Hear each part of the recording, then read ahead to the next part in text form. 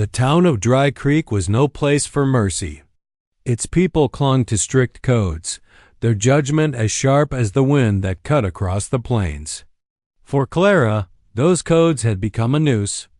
She had once been the pride of her family, gentle, hard-working, with a quiet smile that softened even the hardest hearts. But all of that was forgotten the moment her child came into the world without a husband's name to shield it. The whispers had begun months earlier, when her growing belly could no longer be hidden beneath loose dresses. At first, she ignored them, convincing herself that time would soften the scandal. Perhaps the townsfolk would remember her good deeds. The bread she baked for sick neighbors, the way she tended to her widowed father after her mother passed. But Dry Creek had no room for forgiveness. To them, she had broken the unspoken law that a woman's worth was tied to her purity. By the time the baby arrived, her reputation was beyond repair. She lay in her narrow bed, cradling the tiny, squalling life against her breast, while outside her window voices gathered. Their words pierced her like stones. Shameful. Sin. A child of sin. The local preacher declared she had brought disgrace upon her family, and her father, red-faced with humiliation, did not argue. In fact, he was the first to demand that she leave. "You've brought ruin on this house, Clara," he said, unable to look at her or the infant swaddled in a tattered quilt. "There's no place for you here." Not anymore. Her tears wet the baby's downy head, but she did not beg. She had begged before, when her belly first swelled, when she pleaded for compassion, for a chance to stay. She had begged the child's father too, an itinerant ranch hand who had sworn he would marry her, then disappeared with the cattle drive months before. But begging had brought nothing but harder stares, colder silences. Now, the day of reckoning had come. Clara gathered what little she could, an old shawl, a dented tin cup, a small loaf of bread from the kitchen table she was no longer welcome to sit at. The baby whimpered as she tucked him close to her chest, his tiny fists clutching the fabric of her dress as if he, too, knew they were alone. The townsfolk did not stop her as she walked down the main street. They only watched, their faces hard, their whispers chasing her like vultures.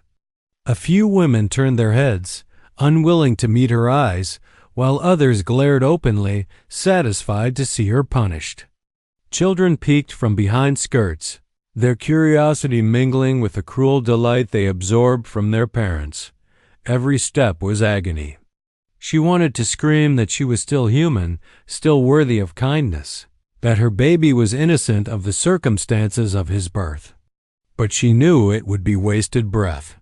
Dry Creek had already cast its judgment. By sundown, Clara stood at the edge of town, the dirt road stretching into wilderness. Behind her lay the only home she had ever known, its doors barred to her, its windows filled with condemning stares. Ahead lay nothing but uncertainty, dark forests, endless plains, the threat of wild beasts and hostile men. Her child stirred and whimpered again, and Clara pressed her lips to his forehead. "Hush now," she whispered, though her own voice trembled. "Mama's here. I'll keep you safe."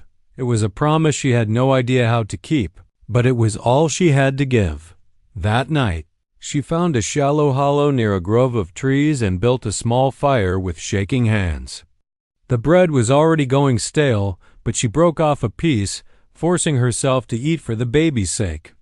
She wrapped him in her shawl and held him close, rocking back and forth as the wind howled through the branches.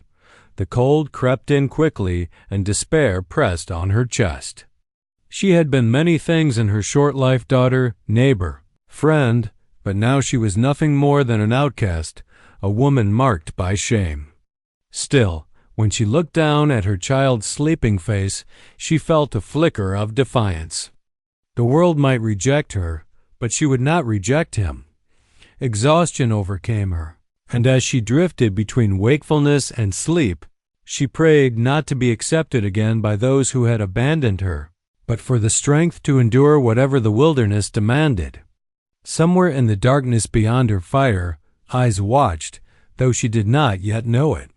She thought she and her baby were utterly alone, but fate was already stirring, preparing to send help in a form she would never have imagined. The night was cruel. Biting cold gnawed through the thin shawl wrapped around Clara and her baby. Her fire, nothing more than a handful of glowing embers, gave off little warmth. Clara had curled herself around her son, her body a fragile barrier against the wilderness. Each rustle in the trees, each crack of a twig in the dark, sent a surge of fear through her. She had heard tales of wolves prowling the plains, of desperate men who preyed on the weak. Still, sleep came in fits, her exhaustion too great to fight. Far beyond the glow of her meager camp, a pair of sharp eyes watched. Dakota, a Comanche warrior, had been traveling the edge of his people's hunting grounds, scouting the land. He moved with the silence of one born to the wild, his horse tethered in the shadows.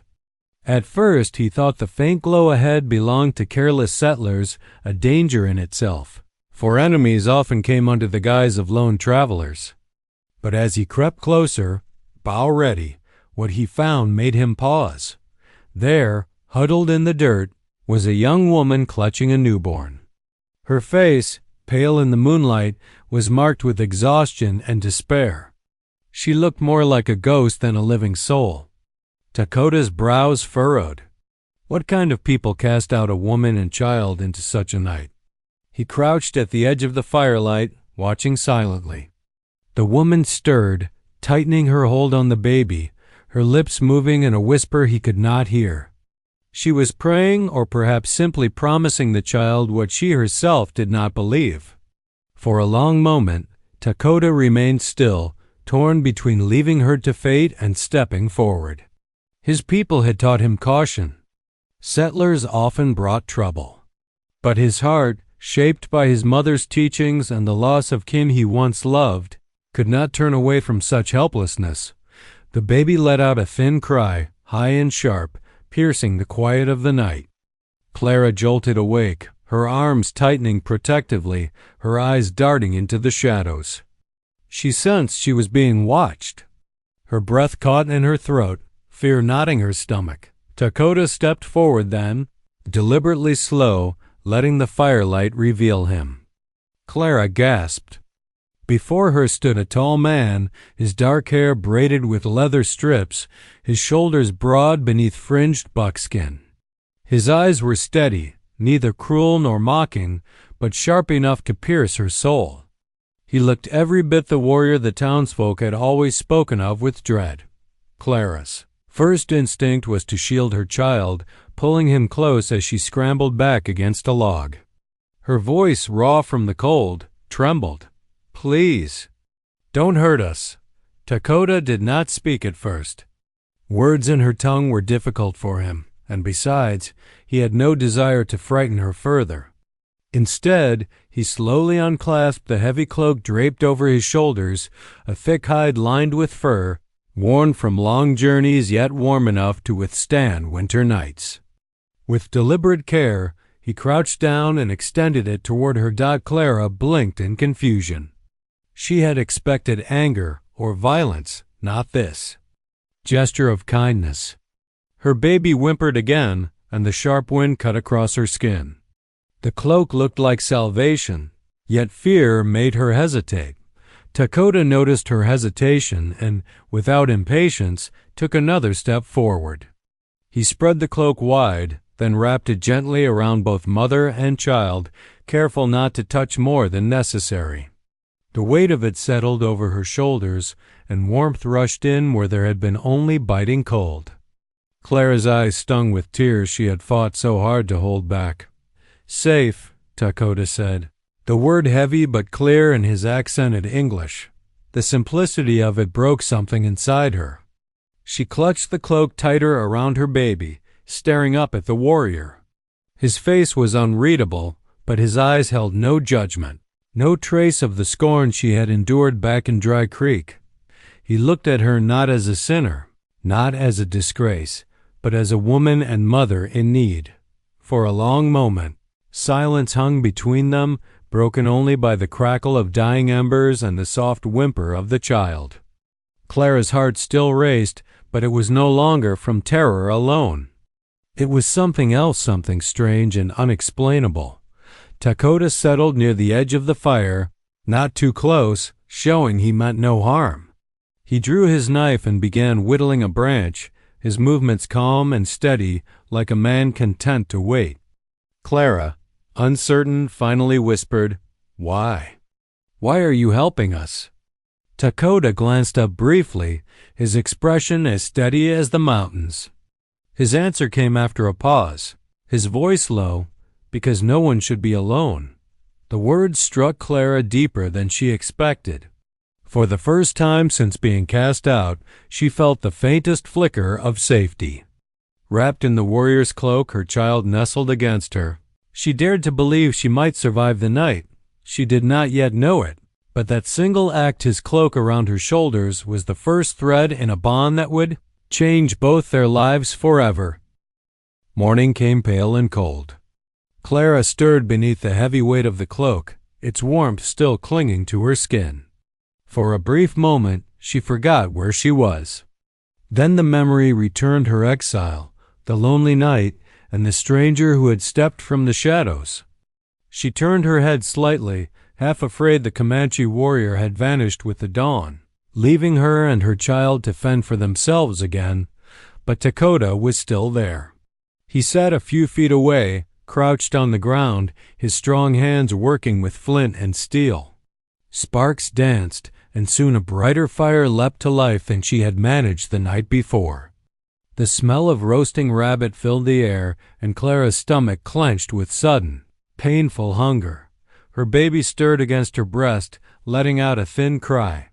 She soothed him with gentle rocking, though she could feel the weakness in her arms. She had eaten so little in days that her strength was draining faster than she realized. Dakota glanced at her, then at the child, and without a word tore a strip of cooked meat. He held it out to her on the end of a stick. Clara blinked, hesitant. Her father had always warned her of savages, filling her mind with tales of brutality.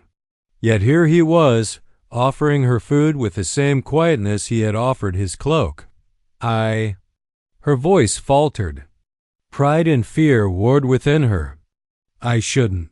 Dakota tilted his head slightly, not understanding all her words. But his meaning was clear when he spoke. "Eat strong?" For baby. The reminder pierced through her hesitation. She took the meat, her fingers brushing the rough wood of the stick. The flavor was gamey, smoky, and far richer than the stale bread she had clung to before. Tears pricked her eyes as the warmth spread through her. It was not just the food that overwhelmed her, it was the realization that someone wanted her and her child to live. Throughout the day, Dakota showed her small, practical things. When the baby fussed for water, he led her to the riverbank and showed her where the water was cleanest, flowing over smooth stones. He cupped his hands, letting her see that it was safe. He showed her how to gather dry branches for firewood, how to strip bark for kindling. Clara, though timid, followed his instructions, her movements awkward but earnest. At first, words were scarce between them. Her English was not his tongue, and his few phrases were halting, but gestures bridged the distance. When she shivered, he tightened the cloak around her. When she struggled to rock the baby and gather firewood, he quietly did the gathering for her. When her son whimpered from hunger, Dakota handed her berries he had foraged, small and sweet, enough to ease the child's cries. Clara watched him with growing unease and gratitude. He was a man trained for battle. That much was clear in the way he moved, the weapons he carried. Yet his hands were capable of gentleness. She saw it in the way he offered food, in the patience with which he sat near the child, never reaching to touch but always close enough to protect. Still, fear lingered. One afternoon, as she nursed her baby by the fire, she dared to ask, her voice trembling, "Why do you stay?" Dakota looked up from the arrow he was fletching. His dark eyes studied her for a long moment, as though weighing how much to say. Finally, he touched his chest lightly. "Dakota," he said, giving her his name. Then, pointing to her and the baby, he added softly, "Alone. No good. Together strong." His words were simple, but they carried a truth Clara had nearly forgotten. Alone, she was weak. Cast out, she had been nothing more than prey for the wilderness. But together, though they were strangers from different worlds, she felt the stirrings of strength. That night, as the stars blazed overhead, Clara stitched the loose strap of his leather pouch with a needle she had tucked away in her dress.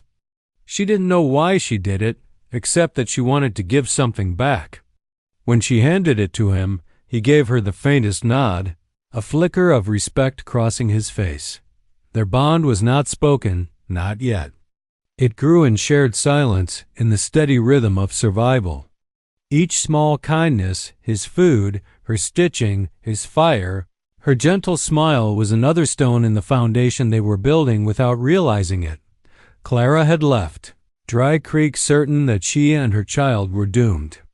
Yet here, in the wild with a Comanche warrior by her side, she began to feel something she hadn't felt in months. The fragile, flickering flame of hope died, and though she did not know what tomorrow would bring, she understood one thing with certainty: she was no longer truly alone.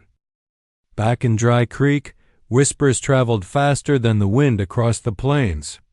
It didn't take long for the townsfolk to notice Clara's absence and to twist her fate into a tale of greater shame.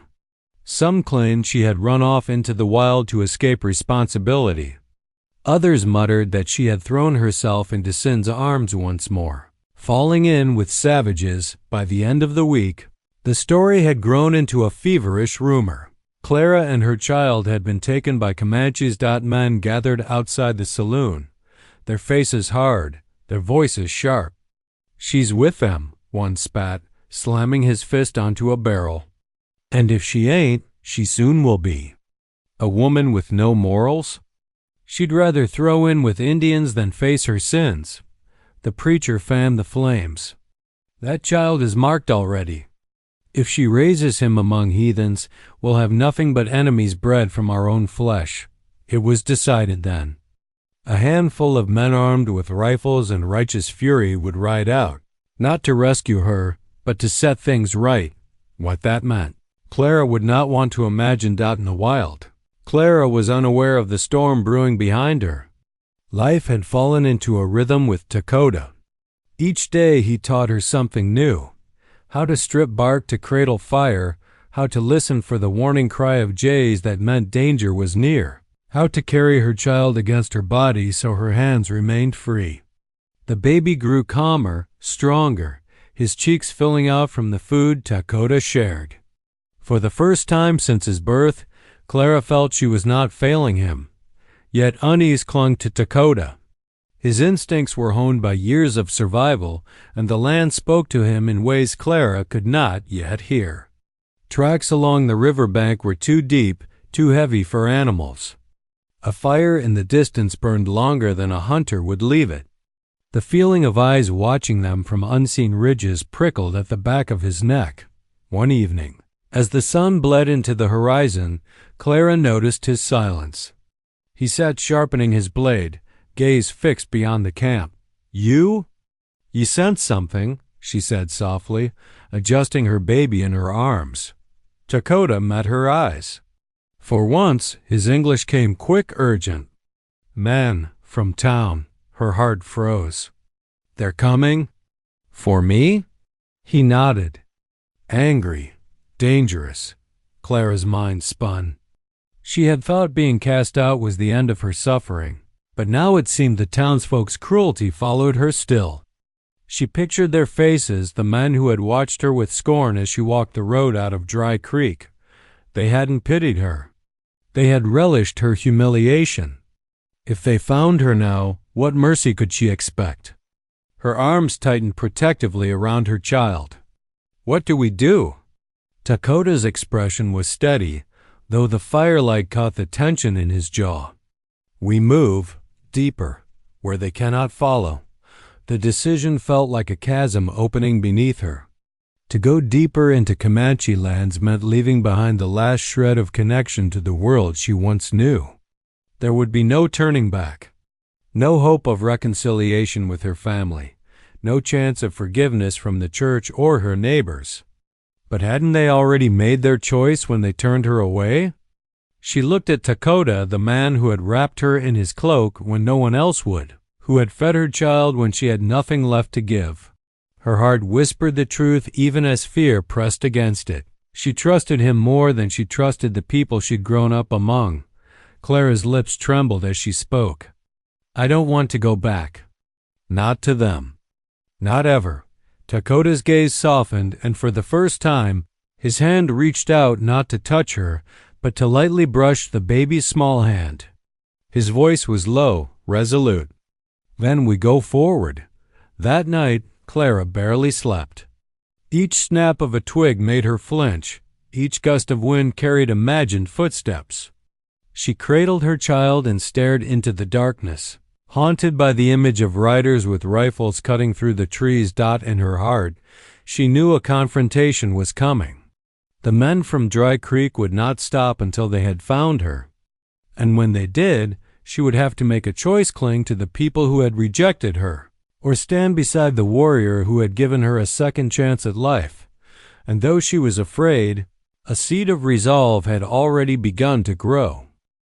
The forest held its breath. For days, Clara felt it, the tightening air, the weight of danger stalking them like a shadow. Dakota moved with greater urgency now, leading her through narrow deer trails and across streams to mask their tracks. He was cautious, always pausing to listen, his sharp eyes scanning the horizon. Clara followed, her child bound snugly against her chest, every beat of her heart pounding with dread. They reached a small clearing one evening, the fireflies flickering like stars fallen low. Dakota halted suddenly, raising a hand for silence. Clara froze. Then she heard it too, the distant snort of horses, the faint creak of leather saddles. Men. Her blood ran cold. They've found us, she whispered. Dakota's eyes hardened. He guided her behind a cluster of rocks and trees, pressing a finger to his lips. Quiet. Stay. Clara obeyed, crouching low, wrapping her child in the cloak as if the fabric could shield them from bullets. The baby whimpered, and she rocked him desperately, whispering lullabies she barely remembered. Her eyes flicked upward. Dakota had moved into the shadows, bow drawn, muscles taut as a coiled spring. Moments later, the riders appeared. Clara recognized them even in the dim light, the sheriff's son among them, the blacksmith's brother, men whose faces she had once seen at church or passing through town.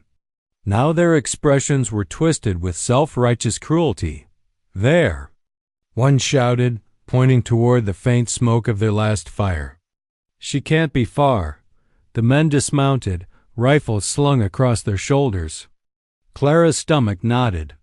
They didn't look like men on a rescue. They looked like hunters, eager for blood. From the shadows, Dakota stepped forward. His presence was calm yet commanding, the firelight glinting off his blade. His voice, low and steady, cut through the tension. Leave. No place for you here. The men sneered, their laughter sharp and ugly. Look at that, one drawled. The whore found herself a savage protector. Clara flinched at the word, shame and fury colliding in her chest. She wanted to scream at them, to tell them they had no right. But fear sealed her lips. The sheriff's son leveled his rifle. Hand her over, Indian. That woman belongs to her people, not yours. Dakota's jaw clenched, but he did not move aside. His bow remained steady, arrow drawn. She is not yours, he said simply. The standoff erupted in chaos. A rifle cracked, its shot splintering bark inches from Dakota's head. In a flash, his arrow flew, striking the shooter's arm and sending the rifle clattering to the ground. Yells filled the clearing as men scrambled for cover. Clara's heart thundered. She crouched lower, shielding her baby, but something inside her broke free, a rage she hadn't known she possessed. She had spent months bowing her head, carrying shame like a stone. But now, seeing Dakota risk his life for her and her child, she felt courage surge through her veins. A man rushed toward her hiding place, eyes wild. Instinct seized her. She grabbed a fallen branch, swung it with all her strength, and struck his shoulder. He cursed, stumbling back, giving Dakota the opening to drive him away with another arrow. The fight was brief, but brutal. Dakota moved like the wind, his arrows swift, his knife flashing when the men drew too close.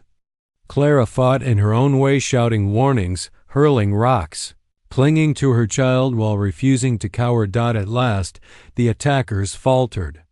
Wounded and shaken, they mounted their horses in haste. "This isn't over." One spat before they disappeared into the trees, leaving only silence and the acrid smell of gunpowder. Clara's knees buckled, and she sank to the ground, clutching her baby to her chest. Tears blurred her vision. She looked up to find Dakota standing over her, chest heaving, blood trickling from a cut on his arm. His eyes met hers, not demanding, not questioning, but steady, as if asking silently if she still doubted where she belonged. In that moment, the truth crystallized. The men from Dry Creek had not come to save her. They had come to destroy her. They saw her only as a stain to be erased. Dakota, though he owed her nothing, had fought for her, bled for her. Clara reached out, her trembling hand brushing his. "They'll never see me as anything but shame," she whispered. "But you? You see me." Dakota's fingers closed around hers, strong and sure. His voice was quiet, but it carried the weight of his vow.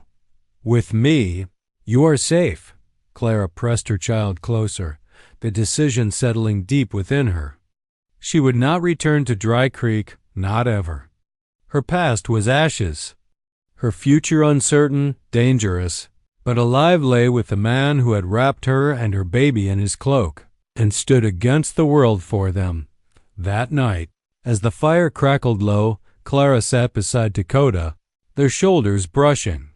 Her fear had not vanished, but it no longer ruled her. She had made her choice. And for the first time since her exile, she felt not just hope but belonging. The morning after the tribe's ceremony, Elena awoke to the sound of children laughing just beyond the lodge. For the first time in months, she had not woken with the heavy stone of fear pressing down on her chest. Instead, there was warmth, the rhythmic breathing of her son, nestled against her, and the scent of smoke curling from the fire pit that Tala had carefully tended before leaving to join the other men. Stepping outside, Elena was greeted by a sea of faces, some curious, some cautious, but most filled with an acceptance she had never dared to hope for. The Comanche women brought her food without hesitation, placing it before her as though she belonged.